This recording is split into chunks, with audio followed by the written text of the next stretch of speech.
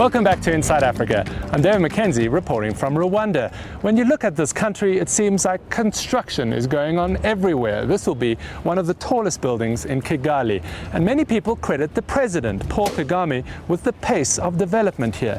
The US magazine Time recently called him the emerging face of African leadership and ranked him as one of the 100 most influential people in the world. Still, some critics question his human rights record. I put those questions to him in the eastern part of the country.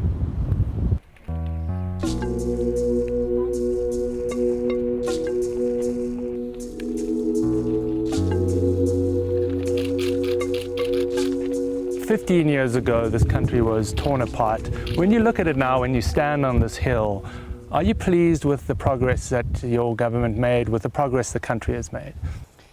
I'm very happy that the country is pulling back together. You can see people are settling down and working and living with each other happily and trying to overcome the very tragic and difficult past. And as you will see, they are beginning, the farmers are farming and are beginning to find good incomes from their activities. It's looking back, it's very pleasant that the country is coming back to full normalcy and people are building their lives normally. We knew with the good leadership, with giving them really the kind of dignified life they deserve to live. They are capable of doing some of the very good things that people are capable of, and that's what we are witnessing today.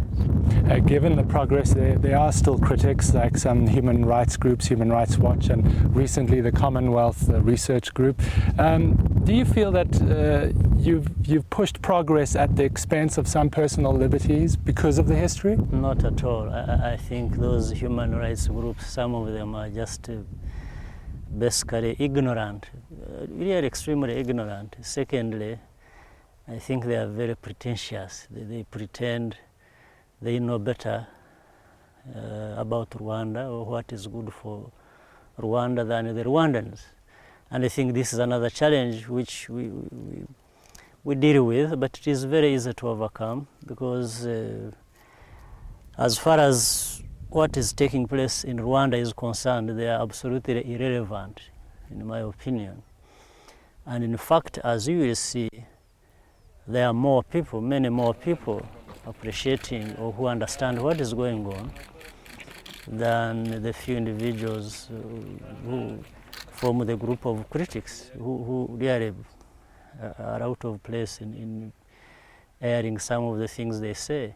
And I'm saying this because I'm confident that the people of Rwanda are happy with what they are having and what they are doing.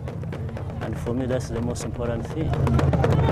As a government, just one more question on the issue of, say, press freedom. As a government, do you take into consideration on a daily basis what happened in the past in Rwanda in terms of how things are going on here, in terms of what is written and said?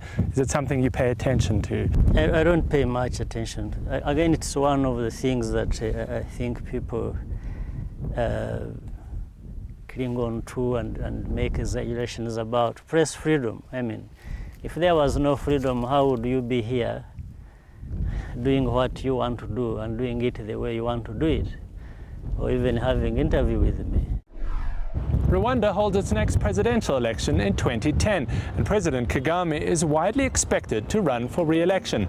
Some businesses are profiting from his approach to reconciliation. We'll take you inside one and meet two women with powerful stories.